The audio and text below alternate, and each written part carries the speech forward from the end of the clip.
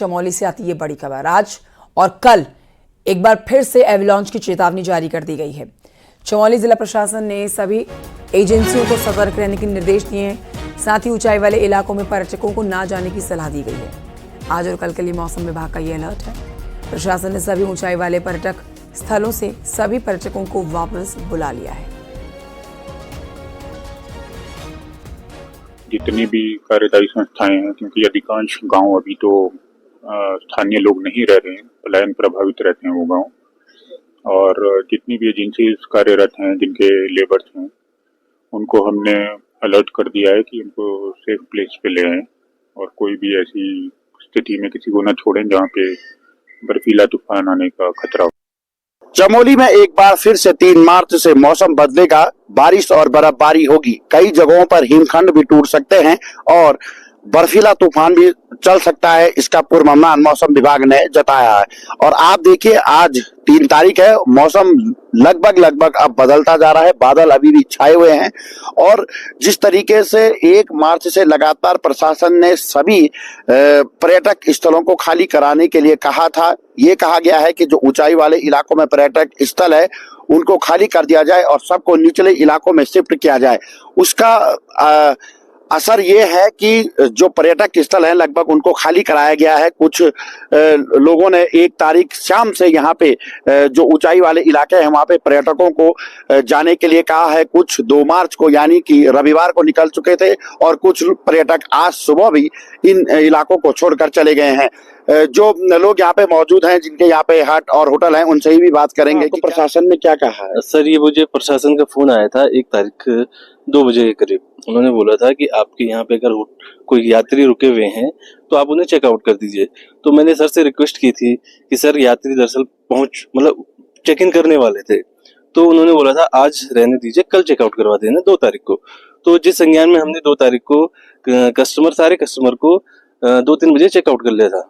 तो मौसम विभाग ने जिस तरीके से पहाड़ों में अलर्ट जारी किया हुआ है, उसके बाद सभी जगहों को खाली करा दिया गया है। हालांकि अभी धूप हल्की निकली हुई है, लेकिन दोपहर के बाद बताया जा रहा है कि ऊंचाई वाले इलाकों में मौसम बदलने के साथ ही बारिश और बर्फबारी हो सकती है। नितिन सेमाल, न्यूज़ 18, जोशीमठ।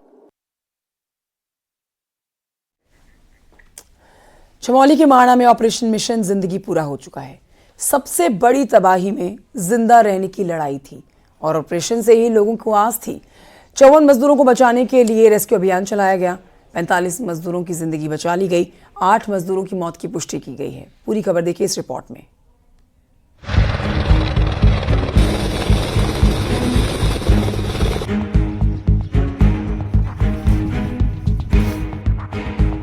चमोली में ऑपरेशन जिंदगी पूरा। 3 दिन चला रेस्क्यू ऑपरेशन। बर्फीले तूफान से जिंदगी की जंग। ये तस्वीरें हैं चमोली में हुए हिमस्खलन में फंसे मजदूरों के रेस्क्यू ऑपरेशन की। माणा गांव में 54 मजदूर फंस गए थे। मजदूरों को बचाने के लिए रेस्क्यू अभियान चलाया गया।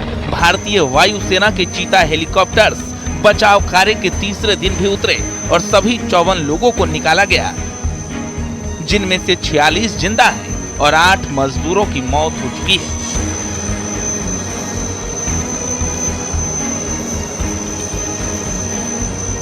माणा क्षेत्र में शुक्रवार को ग्लेशियर टूटने के बाद 54 लोग इस बर्फीले बवंडर में फंस गए थे, जिसमें से 46 लोगों को सकुशल बचा लिया गया, लेकिन 8 लोगों की दर्दनाक मौत हो गई।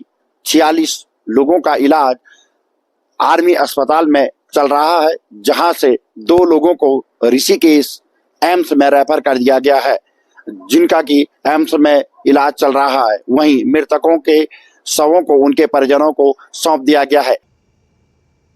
माणा में बद्रीनाथ नेशनल हाईवे का रास्ता बर्फबारी के चलते बंद था, जिसमें 7 किलोमीटर तक के रास्ते को खोल दिया गया।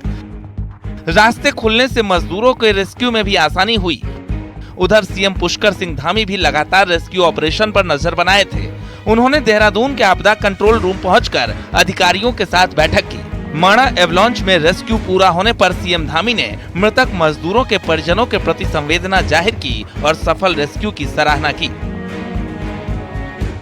इसमें सभी लोगों ने बहुत प्रयास करके, सेना के लोग हैं, बीआरओ के लोग हैं, आईटीबीपी है, एनडीआरएफ के लोग हैं, एसडीआरएफ के लोग हैं, जिला प्रशासन है, स्वास्थ्य विभाग, खाद्य विभाग, सभी विभागों के लोग, बीआरओ, सब मिलकर उन्होंने बहुत अच्छा किया। 46 लोग जो हमारे वहाँ पर जीवित अवस्था में थे, उन सभी को बद्रीनाथ से जोशीमठ शिफ्ट किया। जोशीमठ से एक दो लोगों को जो हायर सेंटर भेजने की आवश्यकता थी, इनको हायर सेंटर भेजा है। और चूँकि बड़ा एक चुनौतीपूर्ण ये काम था, लेकिन सभी के सहयोग से, सभी के परिश्रम से ये काम आगे बढ़ा है। रेस्क्यू में सेना के 4 हेलीकॉप्टर्स के अलावा आईटीबीपी, बीआरओ, एसडीआरएफ और एनडीआरएफ के 200 से ज्यादा जवान लगे थे।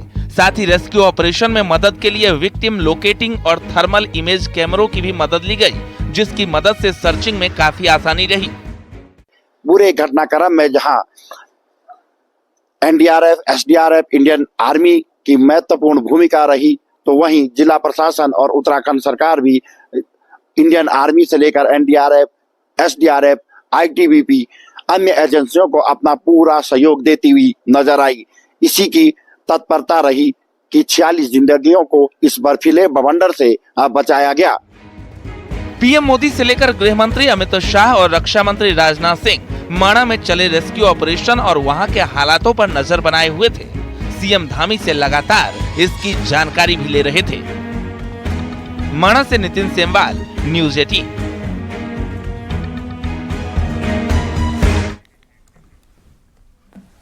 माणा हादसे में 2 घायल श्रमिकों का इलाज ऋषिकेश एम्स के ट्रॉमा सेंटर में चल रहा है।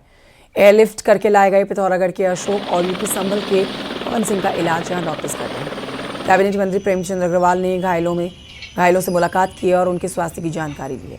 प्रेमचंद अग्रवाल का कहना है कि दोनों ही श्रमिक अब पहले से बेहतर हैं और अभी डॉक्टर्स की निगरानी में हैं। उधर भारी बर्फबारी की वजह से पिथौरागढ़ में चाइना बॉर्डर से सटा हुआ इलाका पूरी तरह से पट गया। गूंजी से आगे 6 फीट से ज्यादा बर्फबारी हुई है।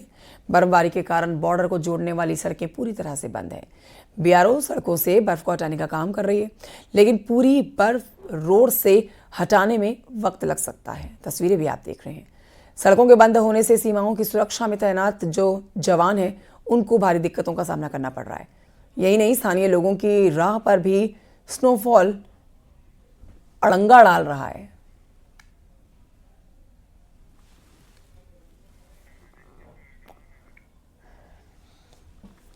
उधर ऋषिकेश में सरवहारा इलाके में एक बाइक शोरूम मालिक और पार्षद के बीच में पार्किंग को लेकर विवाद हो गया। विवाद इतना बढ़ गया कि दोनों पक्षों के बीच में मारपीट शुरू हो गई। तस्वीरें देखिए, मोबाइल में रिकॉर्ड की गई तस्वीरें आपको दिखा रहे हैं। भीषण मारपीट हुई है दोनों के बीच में और भीड़ ने दोनों को संभालने की कोशिश की है। हालांकि शोरूम पर पथराव भी कर दिया गया है भीड़ के कुछ लोगों के द्वारा। दोनों पक्षों की ओर से पुलिस को तहरीर देकर एक दूसरे के खिलाफ कार्रवाई की मांग की जा रही है। पार्षद ने बाइक शोरूम के मालिक और उसके बेटों पर मारपीट करने का आरोप लगाया और बाइक शोरूम के मालिक के पार्षद पर मारपीट करने का आरोप लगाया गया। पुलिस मामले की जांच कर रही है।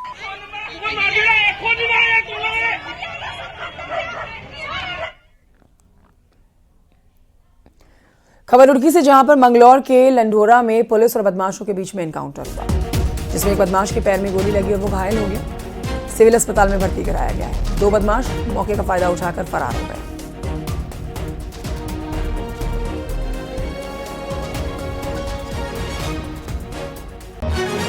चेकिंग के दौरान जब एक संदिग्ध बाइक, जो समय ने घटनाक्रम बताया, पुलिस पे को देख करके भागी और पुलिस पे फायर झोंका, तो पुलिस ने भी जवाबी फायर किया है, जिसमें एक व्यक्ति घायल हुआ, जिसको हॉस्पिटल एडमिट किया और 2 लोग फरार थे। तो अभी मुझे सूचना प्राप्त हुई है कि उनको भी गन्ने के खेतों से अरेस्ट कर लिया। उत्तराखंड में पिछले कुछ समय से सरकार के सख्त रुख से अब वेरिफिकेशन ड्राइव के बाद घुसपैठियों पर एक हद तक लगाम लग गई है। ये हम नहीं कह रहे हैं, बल्कि ये बता रहे हैं सरकार के आंकड़े।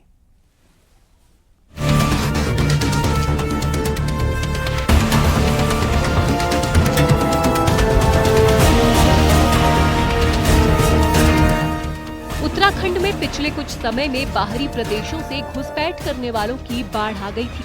रेहड़ी ठेली से लेकर सड़क किनारे, नदी, नालों पर कब्जा किया जा रहा है। अपराधियों के लिए भी उत्तराखंड शरणगाह बनता जा रहा था, खासकर उधम सिंह नगर, हरिद्वार और देहरादून। हरिद्वार से तो बीते साल 2 बांग्लादेशी भी गिरफ्तार किए गए थे, लेकिन पिछले कुछ समय में लव जिहाद, लैंड जिहाद के खिलाफ थामी सरकार के एक्शन और युद्ध स्तर पर चलाई गई वेरिफिकेशन ड्राइव का अब असर नजर आने लगा है। कम हुए घुसपैठी। 2022 में 87,000 बाहरी लोगों का वेरिफिकेशन हुआ था। 2023 में ये संख्या बढ़कर 1,21,000 हो गई है, जबकि सरकार की सख्ती के बाद 2024 से ये संख्या घटकर 77,000 हो गई। बीजेपी इसे सरकार की घुसपैठियों पर रोक का परिणाम बता रही है, तो कांग्रेस इस पर सवाल खड़े कर रही है। माननीय मुख्यमंत्री द्वारा जबरन घुसपैठ का जो कानून जब से लागू किया गया है, तो मैं कहता हूँ उत्तराखंड के अंदर इस पर बहुत प्रभावी रूप से काम भी हुआ है। अनेकों अपराधी तत्व के लोग जो बाहरी राज्यों से यहाँ पर रहते थे, उन पर अंकुश लगा है। दूसरे देशों से घुसपैठ जो राज्य के अंदर हो रही थी, उस पर अंकुश लगा। और मैं कहता हूँ कि इसके एक अच्छे परिणाम अब देखने को मिल रहे हैं। बीजेपी का हाल ये हो गया, अच्छे काम तो करते नहीं और उल्टी सुल्टी हरकतें करके अपनी पीठ थपथपाने की कोशिश करने की आदत हो गई है। कौन है बाहर के लोग? चाइना से आ रहे हैं क्या, या पाकिस्तान से आ रहे हैं, बांग्लादेश से आ रहे हैं? भारत का कोई भी नागरिक किसी भी राज्य में रह के अपना जीवन यापन कर सकता है, रह सकता है। उत्तराखंड में पिछले कुछ समय में खासकर 3 जिलों हरिद्वार, देहरादून, उधम सिंह नगर में बड़े पैमाने पर बाहरी लोगों और खासकर समुदाय विशेष की तादाद बढ़ती जा रही थी। इसे उत्तराखंड की डेमोग्राफी के लिए भी बड़े खतरे के रूप में देखा जा रहा था। हालांकि कुछ लोग इसे इत्तेफाक नहीं रखते। उनका कहना है कि वेरिफिकेशन ड्राइव में झोल के चलते ये संख्या कम दिखाई दे रही है। न्यूज़ 18 के लिए देहरादून से सुनील नवप्रभात की रिपोर्ट। और आइए इस वक्त की बड़ी खबर आपको बताते हैं। देहरादून से ये बड़ी खबर आ रही है। आज धामी कैबिनेट की अहम बैठक होगी और इस कैबिनेट में कई अहम प्रस्ताव आ सकते हैं। दोपहर 1 बजे से सचिवालय में कैबिनेट की बैठक होगी।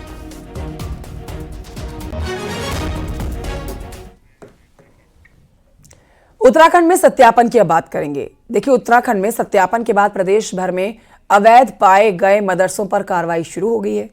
शनिवार को पचवादून में अवैध रूप से संचालित 4 मदरसे सील कर दिए गए, तो वहीं एक निर्माणाधीन मस्जिद को भी सील कर दिया गया है। सीएम धामी ने फिर कहा है कि अतिक्रमण को हर हाल में बर्दाश्त नहीं किया जाएगा, हटाया जाएगा।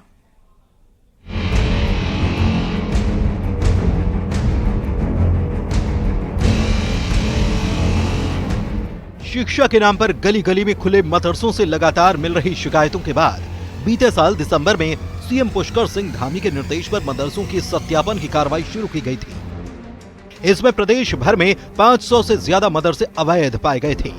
देहरादून जिले के पचवादून से अवैध मदरसों के खिलाफ एक्शन की शुरुआत हो चुकी है। शनिवार को अल्पसंख्यक कल्याण विभाग, मदरसा बोर्ड और स्थानीय प्रशासन की संयुक्त टीम ने पचवादून के ढकरानी और नवाबगढ़ में 4 मस्जिदों को सील कर दिया।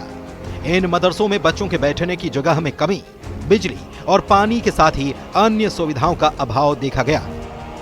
प्रशासन ने ढकरानी में ही बिना नक्शा पास कराए बनाई जा रही मस्जिद को भी सील कर दिया। देखिए, तो हमने पहले ही कहा है कि जो भी इस प्रकार के अवैध निर्माण है, अतिक्रमण है, उनको हम हटाएंगे। और वो हमारा पहले से ही जो लोगों ने ऐसे अवैध अतिक्रमण किए हैं या निर्माण किए हैं, उनको सूचना दे दी गई है। तो उनको पहले ही कहा है कि वो स्वयं हटा लें, अन्यथा प्रशासन जो है उसको हटाएगा। दिसंबर में हुई सत्यापन की कार्रवाई में पचवादून समेत पूरे देहरादून में 60 मदरसे अवैध रूप से संचालित पाए गए थे, लेकिन अब तक इनके खिलाफ कोई एक्शन नहीं लिया गया था। 28 फरवरी को एक कार्यक्रम में सहसपुर गए मुख्यमंत्री को अवैध रूप से संचालित मदरसों को लेकर एक बार फिर से शिकायत मिली, जिसके बाद सीएम ने अधिकारियों को कार्रवाई के निर्देश दिए थे।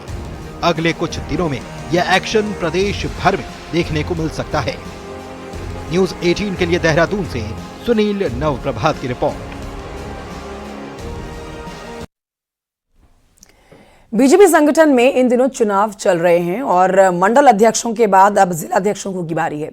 जिला अध्यक्षों को लेकर कई लेवल पर रायशुमारी हो रही है। महिला एसपी, एससी, ओबीसी ब्राह्मण ठाकुर के समीकरण फिट किए जा रहे हैं।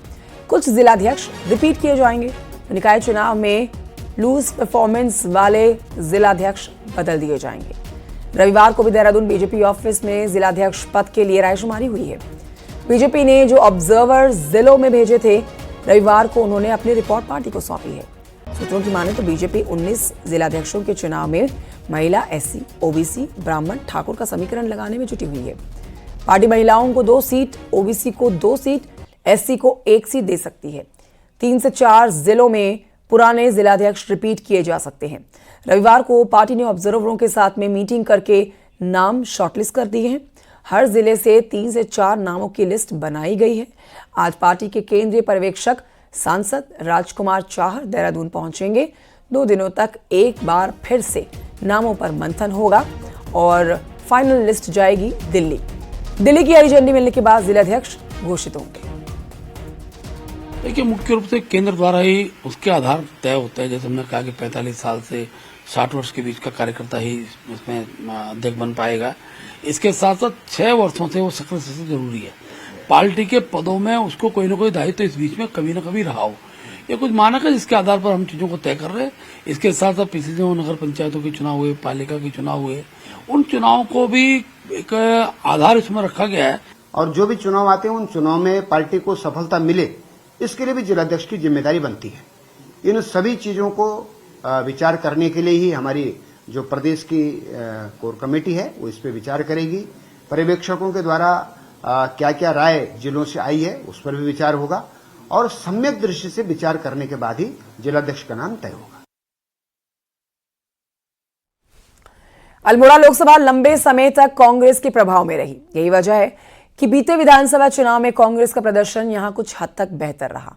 इन चुनावों में पंजे के हाथ 5 विधानसभा सीटें आई, लेकिन विधानसभा चुनावों के बाद लगातार इस लोकसभा में पंजे की पकड़ कमजोर होती जा रही है।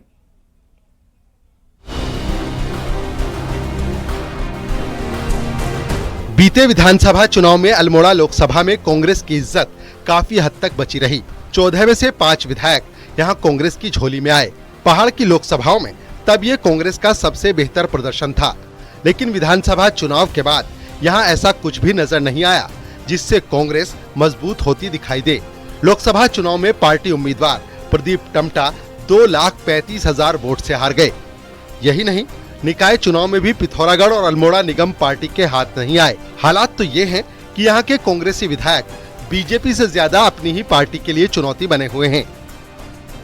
जब प्रदेश संगठन द्वारा अध्यक्ष जी द्वारा दिशा निर्देशन दिया जाता है तो पूरा संगठन हमारा एकजुट होकर भारतीय जनता पार्टी की और प्रदेश सरकार की नीतियों का आलोचना करता है और जहां पर हमें समय मिलता है तो हम लोग भी उसका करते हैं। क्वारब में हमने विरोध किया है, विभिन्न मुद्दों को लेकर हमने विरोध किया। धारचूला के विधायक हरीश धामी की सीएम से करीबी किसी से छिपी नहीं है। कुछ ऐसा ही हाल पिथौरागढ़ के विधायक मयूख मेहर का भी है, जिन्होंने निकाय चुनाव में अपनी ही पार्टी के खिलाफ मोर्चा खोल दिया था। इसी लोकसभा से पूर्व सीएम हरीश रावत के साथ ही पीसीसी चीफ करण महारा भी आते हैं। बावजूद इसके कई विधायक पंजे की पकड़ से पूरी तरह बाहर हैं। यही नहीं, निकाय चुनाव में इस लोकसभा में कई कांग्रेसी नेता बीजेपी का दामन भी थाम चुके हैं। आने वाले टाइम पे किस प्रकार से हमने रणनीति बना के कांग्रेस को लाना है, एक अच्छी व्यवस्था के कारण, क्योंकि ज्यादा दिन इनकी सरकार की जो है जुमलेबाजी नहीं चलेगी। लोग महंगाई से त्रस्त है, बेरोजगारी से त्रस्त है। 2027 में प्रदेश में विधानसभा चुनाव होने हैं। इन चुनाव में कांग्रेस की पूरी प्रतिष्ठा दांव पर रहेगी, या यूं कहें कि 2027 का रण कांग्रेस के लिए करो या मरो जैसा होगा। ऐसे में कांग्रेस ने अपनी रणनीति में कोई बदलाव नहीं किया तो बहुत कुछ हासिल होने की उम्मीद करना खुद को धोखा देने जैसा ही होगा। न्यूज़ 18 के लिए विजय वर्धन उप्रेती की रिपोर्ट। पहाड़ की लाइफलाइन अल्मोड़ा खैरना हाईवे ये है, लेकिन क्वारब के पास में पिछले 6 महीने से लैंडस्लाइड होने से ज्यादातर मौकों पर हाईवे बंद रहा है। अब इस मामले में सियासत भी शुरू हो गई है और ये सियासत बढ़ती जा रही है।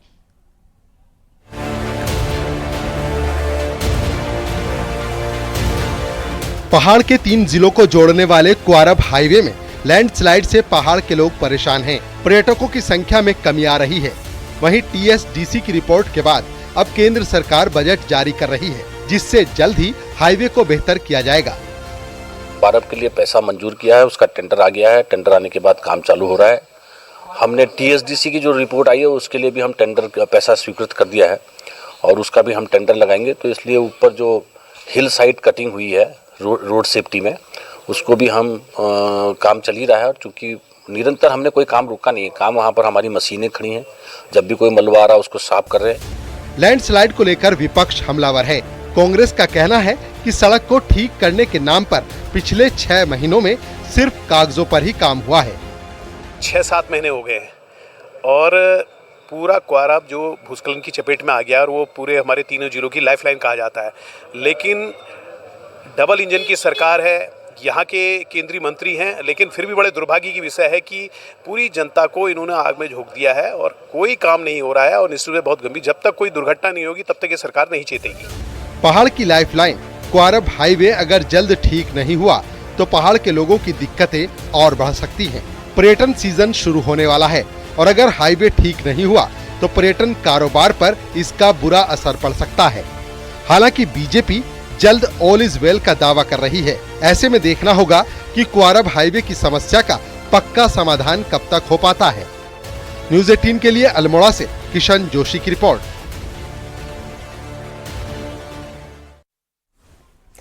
पिछले कुछ समय से पहाड़ों में मानव वन्य जीवों की संघर्ष की घटनाएं बढ़ी हैं।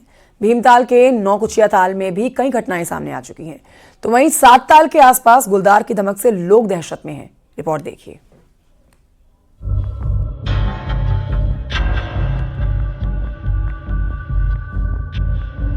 नौकुचिया ताल के बाद अब सात ताल के आसपास गुलदारों की धमक दिख रही है।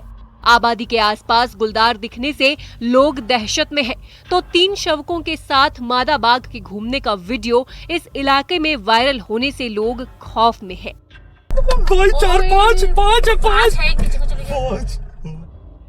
स्थानीय लोग कहते हैं कि आसपास आए दिन गुलदार दिख रहे हैं, तो सड़कों पर भी इनकी आवाजाही लगातार हो रही है, जिससे हादसों का भी खतरा बन रहा है।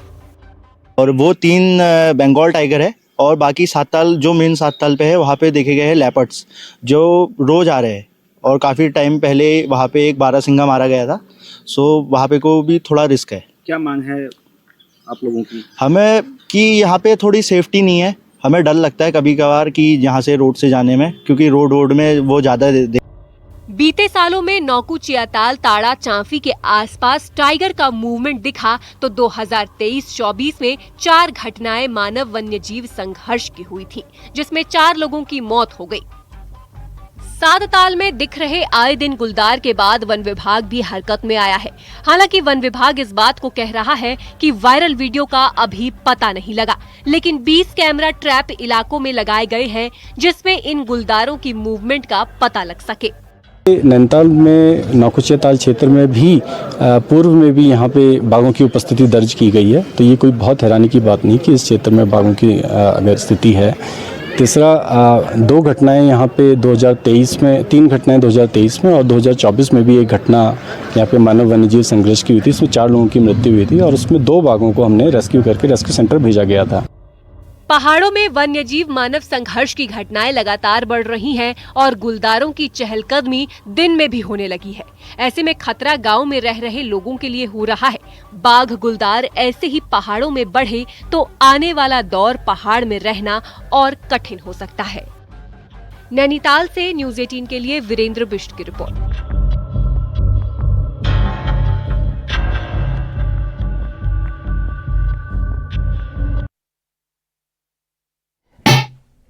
पहाड़ की होली की बात करेंगे। पहाड़ में होली के रंग दिखने लगे हैं। नैनीताल में महिलाओं ने होली के ऐसे रंग जमाए हैं कि हर कोई झूमता हुआ नजर आया है। होली यहाँ पर खेलने के लिए होली गीत गाए गए हैं और होलियारों ने यहाँ पर नृत्य भी पेश किया है। फाल्गुनी मस्ती में ठुमके लगाती हुई महिलाएं देखी गई हैं। सालों से चली आ रही ये परंपरा लोगों को अपनी ओर आकर्षित करती है। खूब होली के रंग बिखेरे गए हैं। एक दूसरे को महिलाओं ने यहाँ पर स्वांग करके समाज की कुरीतियों को भी दर्शाया है। बातों बातों में कई बातें इन महिलाओं ने कह डाली हैं। ऐसा होता है सॉन्ग के जरिए हम कई चीजें ऐसी होती है जो हम वैसे नहीं कह सकते, तो सॉन्ग के जरिए हम हंसी मजाक से कैसे नशा है, और कभी कभी कहीं पे आपने देखा होगा पुलिसकर्मी लोग कोई भी कहीं पे अभद्रता करते हैं, कोई चीज का करते हैं, तो हम इसको बैक तो ना कह के हंसी मजाक के जरिए चीज को जाहिर करते हैं कि जो भी हमारी पब्लिक है उसे कहीं ना कहीं इससे कहीं ना कहीं नुकसान है। होली का त्योहार है, नई पीढ़ी को भी हस्तांतरित हो पाए, और सभी हर्षोल्लास से सारी महिलाएं यहाँ आ रही हैं और इस त्योहार को मना रही हैं, और ये हमारी परंपरा रही है सदियों से होली मनाने की, तो आज भी ये कायम है, तो ये बहुत अच्छी बात है।